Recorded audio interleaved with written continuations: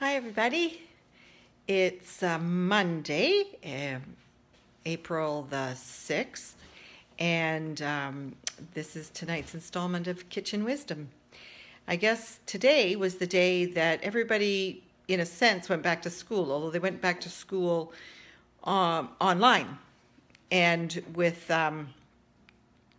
their teachers at the ready, sending work, maybe having a story time or some face-to-face time using whatever technologies they're using. And parents who are trying to work from home are having to share their computers, their time, their workspace, and carve out time as families to do that. And you know, it's a good thing. I don't think in my work today we were talking about the future, you know, will we ever go back to the way it was before, now that we are being forced to embrace technology in this new way and realizing its potential.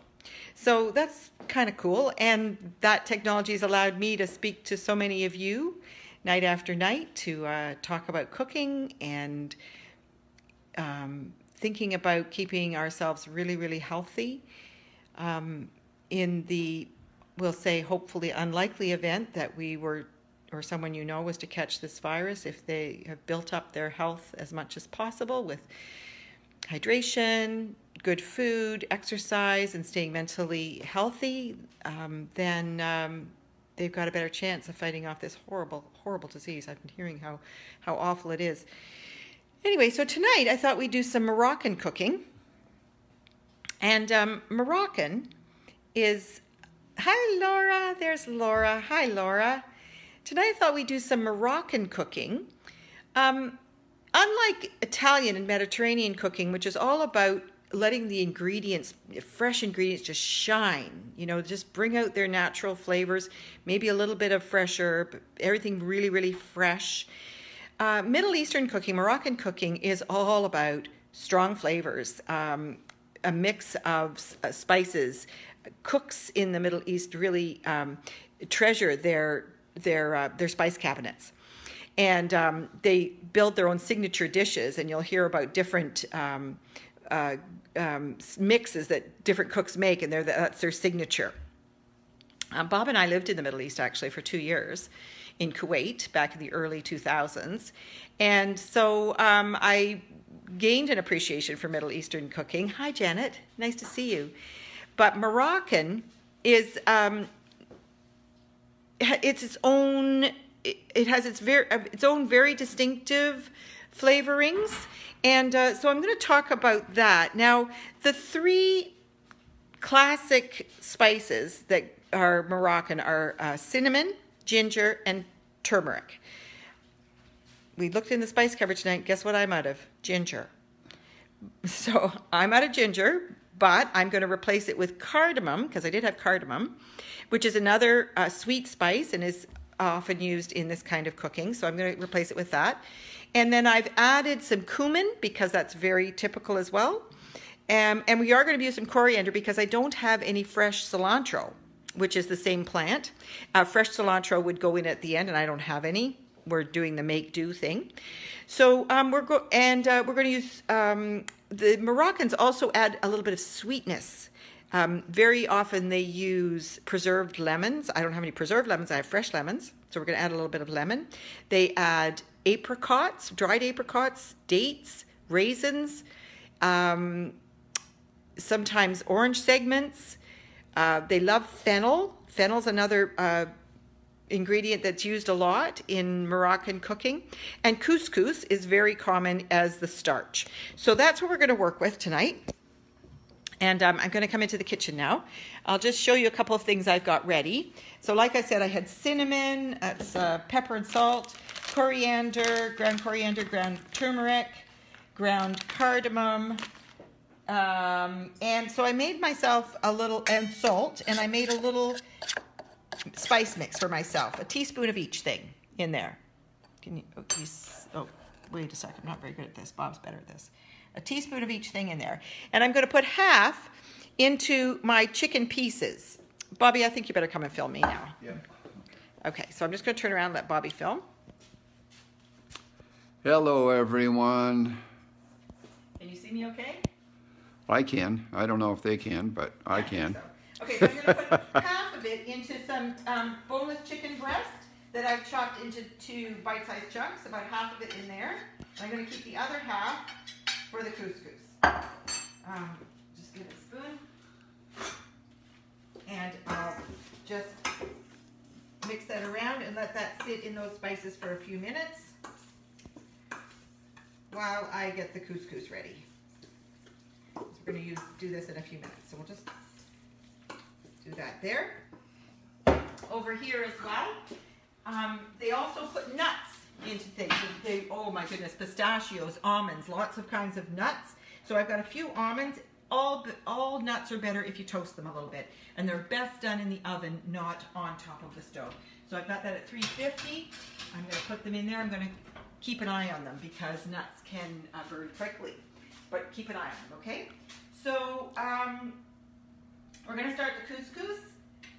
Like so many other dishes that we've been making, you start with the aromatics. Tonight, I'm just going to use onion and peppers. Moroccan cooking is also as colorful. They try to add a lot of color to their dishes to make it attractive and fun. So I've got some olive oil in the pan heating up here. I'm going to be ready to saute an onion. I've got my apricots ready for in a few minutes. I'm going to put in those little baby peppers. I had a yellow, an orange, and a red for color, and onion, and that's what I'm using for my aromatics or flavor base tonight in the couscous. Just let it get up to heat. As you know, a saute, actually, this is a better element for that, hotter, bigger. Okay. And this is going to be the pan that I'm going to finish in. So this one has a lid. That's why I picked this one, because it's got a lid. Bring it up to heat. I've got a few more spices over here, but whole ones. Whole fennel seed and whole coriander that are going to go into the couscous after as well, rather than the powdered type. Hot. Not yet. And I have ready some chicken stock, bottled kind, because I didn't have any homemade ready. I've got couscous.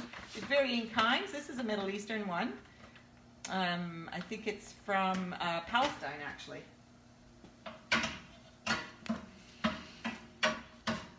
Bob and I have discovered, if you live out in the East End, we've discovered Adonis, the grocery store Adonis. I don't know if we'll be getting there anytime soon, but anyway, Adonis is owned by Lebanese family. They have a big store in Montreal, which is a big Lebanese community, and they opened one. It's at Eglinton and Warden, and it's we love that store. The wonderful selection of vegetables and fresh fish counter that's one of the best I know because it's so busy. So there's a good turnover, and you buy your fish uncleaned. That is, they weigh it uncleaned, and that's what you're going to pay for it, and then they will clean it for you at whatever way you want. I missed that. That's something I'd love to get back to. So this onion is now, that's good and hot. There's all the onion in there, and the peppers.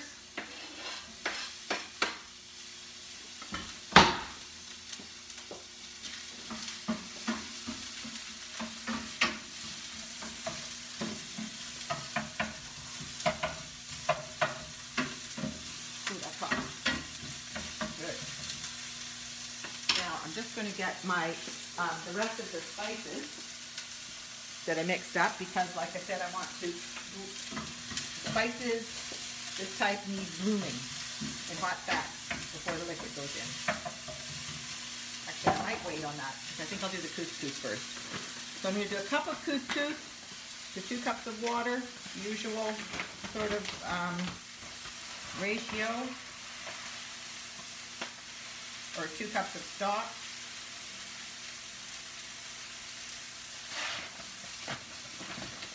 And just like rice,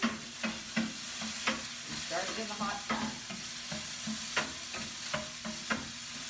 As soon as those onions are translucent.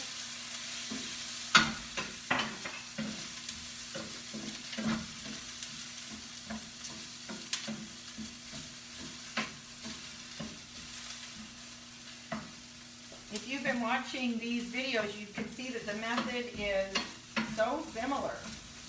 Just different cultures, just flavor it slightly differently, slightly different starches, but the methods are pretty similar. And it's very, very hot.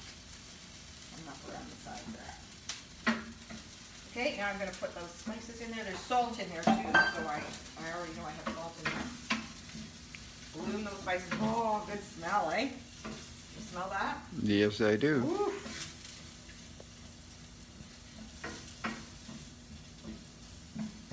Let those bloom a little bit, and then I'm going to turn that right down because it's time for the stock.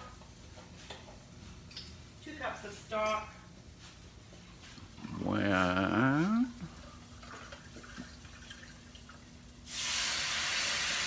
2.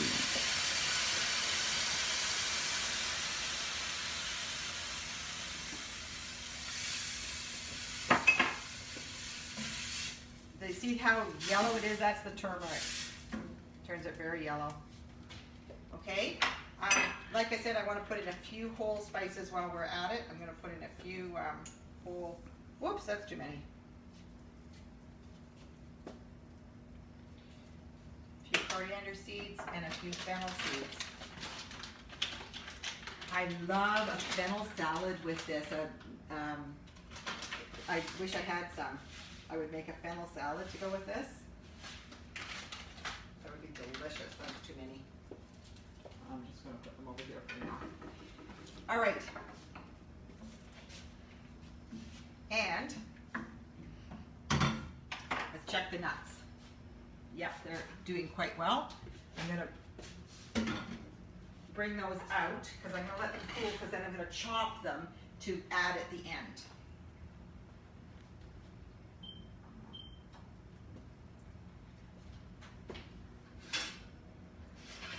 Just a little bit toasty, and you can smell them. They smell like toasty, and that's good. Let's leave them over here to chop after they're cool, and I can handle them. Oh, I forgot the lemon. The lemon. So I'm going to add lemon juice to the couscous as well.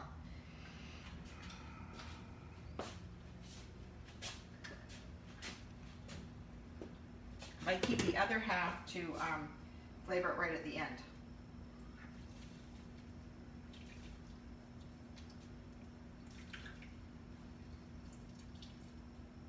Oh. Good. And that's going to simmer for 15 minutes. In the meantime, I'm going to brown up these chicken pieces. I might have to do them in batches because I made a lot. I've got 4 chicken breasts in here only because that's how much I thawed out. To put in a little bit later, I've also, and this is up to you, you can put in chickpeas. It's very, very often done. I'm going to put in some frozen butternut squash. That's an easy thing. We're getting down to using frozen vegetables these days. And I've also got some, I'm going to put in some frozen edamame at the end as well. Those are going to go in at the very end with the chicken, and I put it all together, and this would be like a 1-pot meal that took a lot of pots, as usual. And my tongs.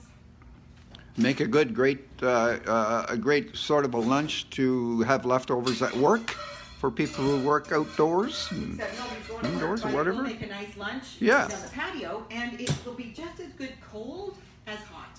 It'll be like very, very good cold. So I'm making a big batch. These have been sitting here in these spices for a few minutes. Just getting the olive oil hot.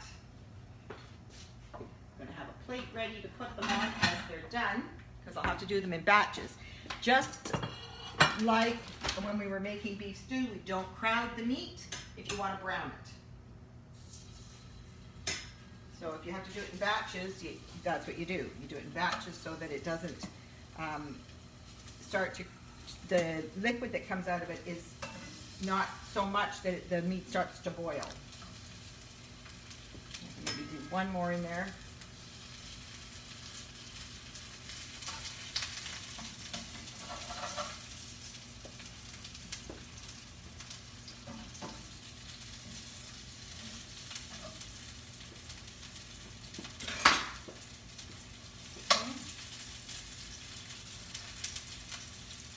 This is quite a quick meal, really, because I've used boneless chicken breast. I think that you could probably do it with bone-in chicken, which I actually prefer bone-in chicken than boneless, but boneless, it gets tough really fast. You want to just cook it through and then get it off the heat. Otherwise, it gets dry and tough. But you can see how those spices are browning up on there as well. Really nice.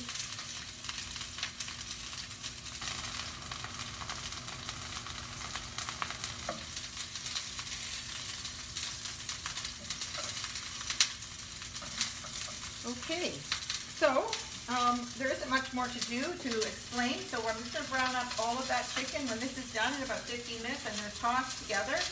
I think I'll give the butternut squash and the edamame a little chance to heat through because they're frozen, so they'll cool it down. I'll give them a little chance to cook in there.